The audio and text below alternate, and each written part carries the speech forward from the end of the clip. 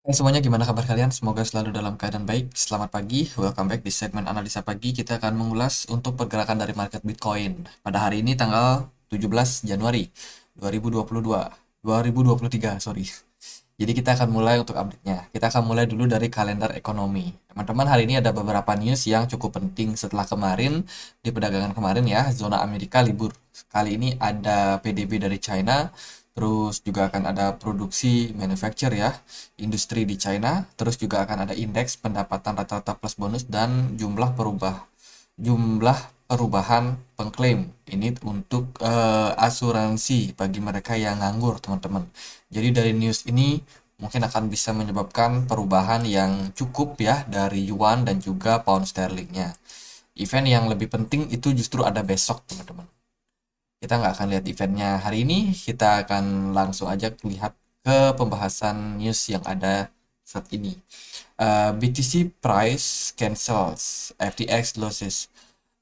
Kenaikan harga Bitcoin ini menyebabkan FTX yang kemarin mengalami kerugian sekarang udah meminimalisir hal tersebut. Mengapa? Karena harga Bitcoinnya naik. FTX itu masih memiliki proof of reserve berupa Bitcoin dan koin-koin yang lain. Kenaikan daripada harga yang terjadi saat ini itu menyebabkan FTX ada kemungkinan dapat, kalau mereka berniat untuk mengembalikan dana investor, ya akan ada kemungkinan untuk FTX untuk bisa membayarkan, meskipun mungkin nggak membayar lunas, tapi adalah selisihnya yang mungkin bisa dijadikan sebagai toleransi juga tentang upaya ini. Dan ini ternyata diributkan oleh banyak orang di kolom komentar ya guys. Jadi mereka beranggapan bahwa kenaikan yang terjadi pada Bitcoin saat ini itu memang manipulasi daripada founder FTX. Ya mereka lah dan kawan-kawannya itu disetting berdasarkan juga karena FTX ini kan punya pengaruh yang besar ke pemerintahan karena pada pemilu kemarin FTX adalah salah satu pendananya. Jadi dianggap data-data yang ada dalam kondisi saat ini, which is itu adalah kalender ekonomi, itu memang sengaja di setting lah istilahnya, itu supaya bisa membuat atau men-trigger harga Bitcoin menguat, teman-teman. Jadi ini teori konspirasi, kita nggak tahu seperti apa kebenarannya, tapi yang pasti itu yang bisa menjadi salah satu mungkin ya untuk menambah referensi aja sih, teman-teman. Teman-teman boleh percaya boleh nggak. Jadi kalau kita lihat dari kondisi saat ini, Bitcoin itu sudah mengalami konsolidasi ya, dan cukup penting juga karena kemarin ketika Bitcoin itu mengalami ngepump di sini, itu juga di luar ekspektasi banyak orang. Bitcoin konsolidasi cukup panjang di bulan Desember dan juga Januari. So, ketika dapat momentum buat naik, Bitcoin nggak menyia-nyiakan kesempatan tersebut, teman-teman. Dan saat ini, angle-nya adalah kita melihat ya bagaimana banyak sekali perusahaan-perusahaan yang mengalami masalah. Nggak cuma FTX sih sebenarnya, tapi juga perusahaan-perusahaan miners itu juga lagi kesulitan karena memang hash rate yang mengalami tren penurunan.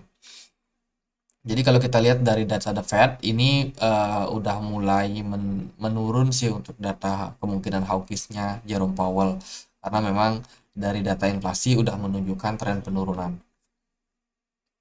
Terus ya ini data yang cukup cukup penting lah untuk kita lihat untuk saat ini. So kalau memang hal tersebut yang berpotensi terjadi ketika nanti harga Bitcoin naik sampai di puncak, di titik tertentu di mana Bitcoin gak mampu naik lagi, di sana diprediksi bahwa orang-orang FTX itu akan melakukan penjualan lagi, teman-teman. Jadi ya itulah teorinya, teman-teman. Apakah benar? Ya kita nggak tahu sebelum nanti kejadian hal tersebut. So ini bisa jadi teman-teman pertimbangan juga ya untuk kondisi saat ini, terutama kalian yang merasa FOMO dan ketinggalan, teman-teman. Siapa tahu ada momentum yang memang berawal dari hal-hal seperti ini.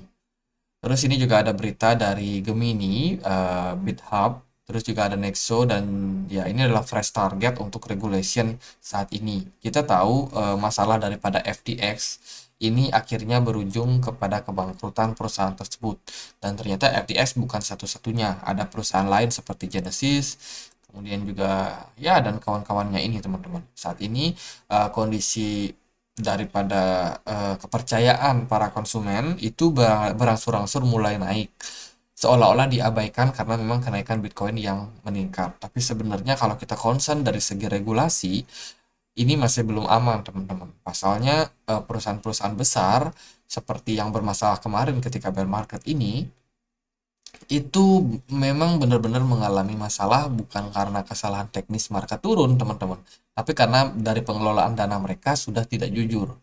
Jadi ini sebenarnya harus ditangani. Bagaimana caranya? Regulasi harus dibuat agar kejadian serupa itu bisa diminimalisir di tahun-tahun ke depannya. So kita akan tunggu seperti apa nanti keputusan daripada regulasi dari cryptocurrency ini. Terus juga dari berita lain, ini ada pemerintahan Seoul ya, Seoul ibu kota Korea Selatan, itu mereka sedang membuat project metaverse, project kota metaverse, teman-teman, dan mereka share ke publik. Which is ini adalah salah satu yang keren sih mungkin, karena metaverse itu identik kayak gambar 3D gitu ya, kartun-kartun 3D yang dimana kita itu bisa menjelajah di dunia sana, kita punya karakter di sana, dan saat ini mereka sedang bikin nih. Kalau teman-teman bisa bahasa Korea, tolong dong terjemahin ini apa artinya, guys.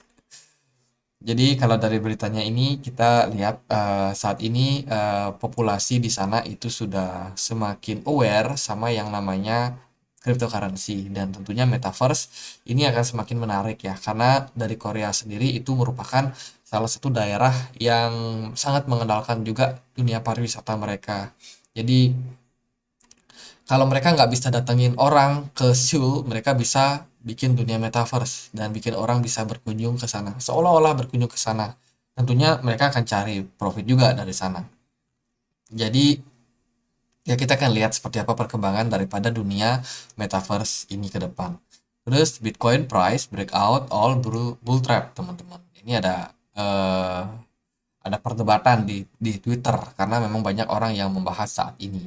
Ada yang pro Bitcoin bull run, ada juga yang kontra.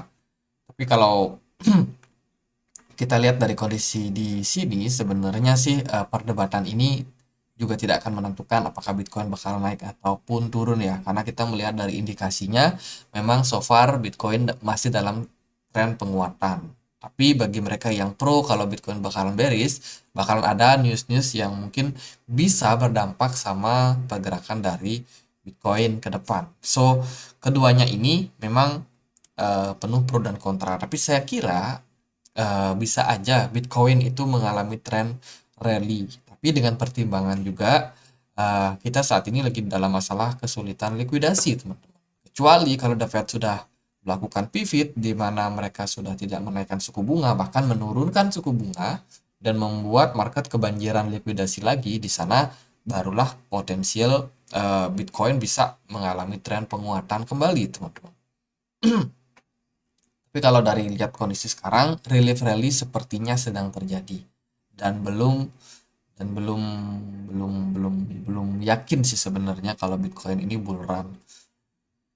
Jadi ya kita lihat aja lah ke depannya seperti apa daripada nebak-nebak. Aduh, nanti ada orang yang berasumsi, wah ini analisanya salah, ini. Ya terserah sih, teman-teman. Tapi kita lihat dari data yang paling penting adalah makroekonomi kalau menurut saya pribadi. Terus ini dari berita Shiba Inu Dev, dewanya Shiba Inu ya. Ini melaunch Shibarium L2 atau versi keduanya network ya. Saat ini masih dalam kondisi beta. Ini adalah salah satu perkembangan daripada Shiba Inu yang kemarin merupakan koin micin, dan saat ini dia berubah menjadi koin yang sangat-sangat populer ya, teman-teman, karena memang banyak fitur-fitur yang bisa digunakan. Salah satunya mereka meluncurkan NFT dan juga mereka meluncurkan game, teman-teman. Ini untuk layer kedua, that will run on top of Ethereum mainnet. Salah satu fungsi daripada program ini adalah bagaimana mengembangkan komunitas Shiba Inu dan juga adopsi yang lebih besar. Karena Shiba Inu ini juga salah satu layer kedua daripada Ethereum ya, yang memang mereka berfokus sama dunia metaverse untuk saat ini. Jadi ini bisa menjadi satu hal yang positif lah buat Shiba Inu. Mereka juga udah nge-tweet nih di Twitter baru aja kemarin ya. Teman boleh pantau Twitternya, mungkin aja dapat cuan-cuan dari Shiba, ya kita nggak tahu. Terus ini ada Bitcoin mining difficulties. Nah, oke, Bitcoin semakin sulit untuk ditambang saat ini. Tapi harganya mengalami kenaikan atau Bitcoin penambangan Bitcoin saat ini lagi dalam kondisi yang sulit. Ya, bahkan mencapai rekor tertinggi di tengah kenaikan dari harga Bitcoin. Kalau kita lihat dari kondisi saat ini memang hash rate daripada Bitcoin kemarin udah mengalami tren penurunan. Ditunjang juga banyak miners yang akhirnya bangkrut atau collapse. Bahkan ada beberapa perusahaan miners yang menghentikan penambangannya karena memang rugi banget, teman-teman. Nah, ini terjadi di tengah-tengah kenaikan harga Bitcoin. Dan ke depan, kalau di sini kita lihat semuanya bakalan recover dan para miners ini akan kembali menambang Bitcoin karena memang ya cuannya udah mulai naik nih. Mereka bisa balik modal atau mereka bisa dapat profit dari mining. Terus dari berita yang lain ini ada Binance akan mengallow atau menyetujui institusional investor untuk keep collateral of crypto exchange. Jadi ini merupakan kebijakan dari Binance yang akan menyetujui di mana kalau ada perusahaan-perusahaan hedge fund yang mau save dana mereka di dana futures, mereka mau betting di market, ya kan? Jadi Binance yang bakalan melakukan jaminan, teman-teman, memberikan jaminan untuk institusional yang mau melakukan hal tersebut. Which is ini sebenarnya salah satu adopsi yang sangat luar biasa ya, karena saat ini Binance adalah exchange terbesar yang sangat memonopoli perusahaan exchange yang lain. Binance yang paling mendominasi. Terus ini ada berita juga dari, Three Arrow Capital, founder Zhu dan juga Davis itu saat ini mengalami apa namanya masalah ya kemarin, tapi sekarang mereka berencana untuk membuat atau memulai kepercayaan baru para investor. Ini adalah salah satu langkah daripada dua perusahaan ini untuk mengembalikan dana investor yang kemarin bermasalah. Jadi mereka eh, berupaya untuk bagaimana caranya memulihkan nama mereka kembali. Jadi mereka akan membuat exchange baru yang namanya GTX. Start a new crypto exchange yang bernama GTX, di mana crypto exchange ini yang mungkin akan menjadi eh, satu cara untuk bagaimana caranya mereka untuk gain profit mereka atau mendapatkan profit mereka daripada kebangkrutan dari Celsius, kemudian juga gini ya, Three Arrow Capital. Ya kita lihatlah gimana perkembangan mereka ke depannya. Dan saat ini ya mereka baru berencana untuk membuat, mereka belum membuat, teman-teman. Oke, ini ada berita juga dari Kongres. Janet Yellen call on Congress to raise debt limit. Jadi Janet Yellen mengatakan kita harus meningkatkan debt limit atau limit hutang yang bisa kita buat, teman-teman. Jadi ini upaya untuk bagaimana menanggulangi masalah ekonomi saat ini. Karena kita tahu kondisi ekonomi sekarang sangat sulit, market kesulitan likuidasi sehingga peredaran uang, perputaran uang itu sangat sedikit. Jadi rencana dari pemerintah ini yaitu untuk meningkatkan yang namanya likuidasi. Karena kalau kalau semakin banyak likuidasi di market, otomatis eh, market bisa lebih lega lah bisa dibilang. Kita belanja masih ada uang karena kebanyakan orang kan sekarang save money-nya di deposito seperti itu ya, di obligasi, di mana itu nggak liquid, nggak bisa langsung dicairkan. Jadi dengan menambah jumlah hutang, mereka pikir bakalan lebih menambah likuidasi juga. Karena hutang itu kan diciptakan untuk bikin proyek, bikin apa, sehingga lapangan pekerjaan mungkin akan meningkat. Terus juga orang-orang juga yang kemarin nganggur tiba-tiba kerja, punya uang, bisa belanja. Jadi likuidasinya bakalan berputar lagi. Itu dari beberapa berita, mungkin kita masuk langsung ke pembahasan Bitcoin. Oke, kita akan coba cek ya seperti apa kondisi Bitcoin. So far kemarin kalau kita lihat dari weekly time frame, close-nya positif ya teman-teman.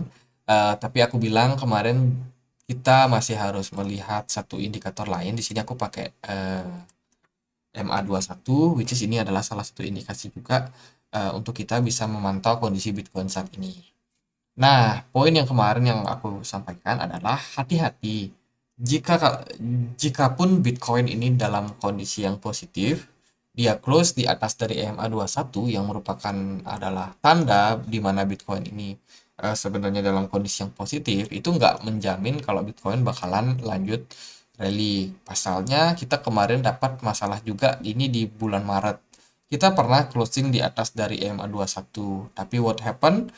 Setelah itu di minggu berikutnya kita bikin candle doji di mana ambigu banget kondisi market. Dan setelah itu di 2 minggu setelahnya market dibanting teman-teman. Kita masuk lagi turun di bawah EMA 21.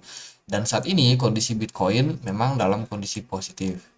Tapi saya sendiri masih membuka kemungkinan antara minggu ini atau minggu depan. Berarti kita harus lihat closing time frame 2 minggu ini. Let's say Bitcoin tidak gerak ya di perdagangan hari ini, Bitcoin nggak gerak kemana-mana, atau di minggu ini Bitcoin nggak gerak-gerak, dia mungkin cuma bertahan di 21.500, 21.300, dia belum bisa break dari resistance di sini, itu bisa menjadi indikasi yang kurang begitu baik. Kenapa? Karena bisa jadi kita akan create yang namanya inverted hammer, atau hammer ya, sorry, shooting star, atau kita bisa bikin candle lagi doji, ataupun kita bikin spinning top sama kayak yang terjadi di sini. Sorry, di sini.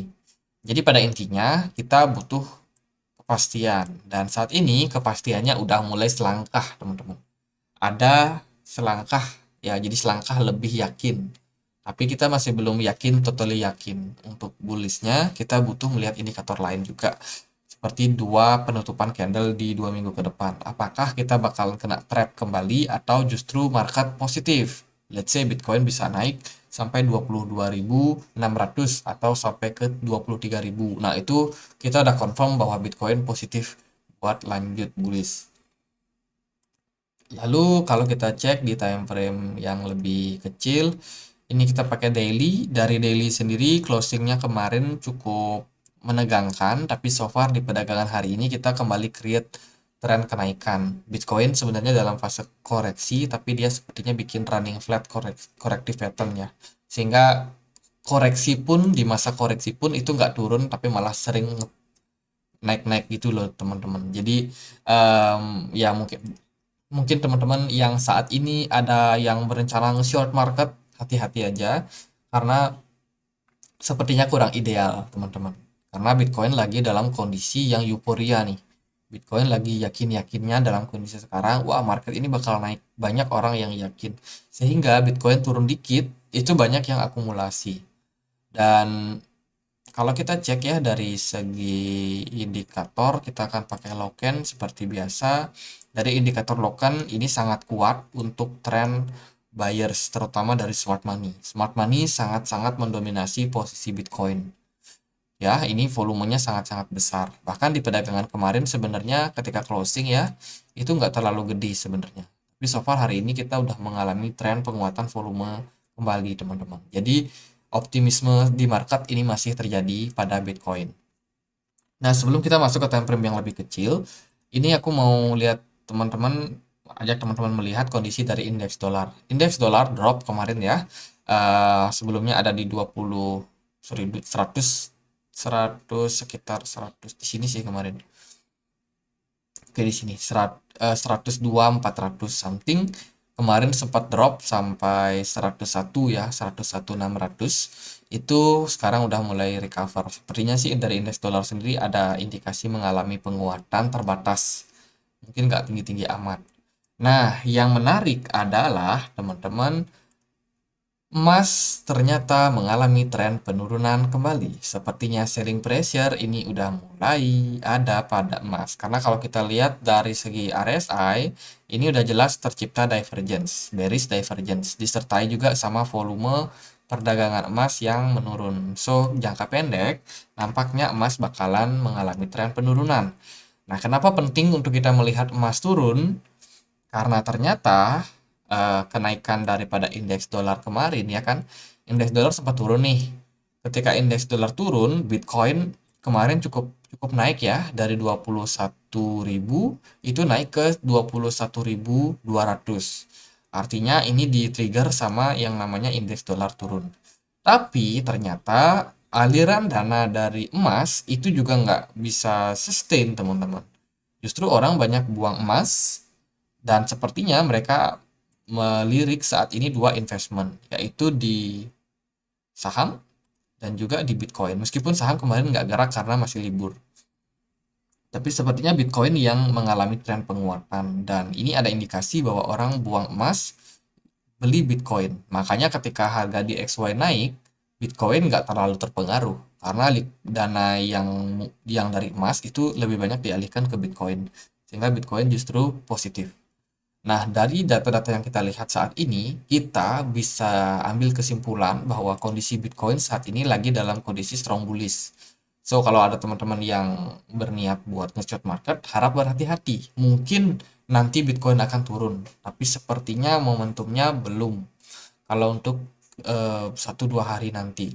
Karena kalau aku pribadi melihat Bitcoin ini sangat-sangat kuat untuk tren bullishnya. BTC dominance kalau kita cek di sini itu masih dalam tren penguatan ya. Meskipun sebenarnya ini udah mulai ada tanda-tanda tren penurunan, bahkan divergent udah muncul di sini. Saya rasa Bitcoin ini masih bakalan kuat.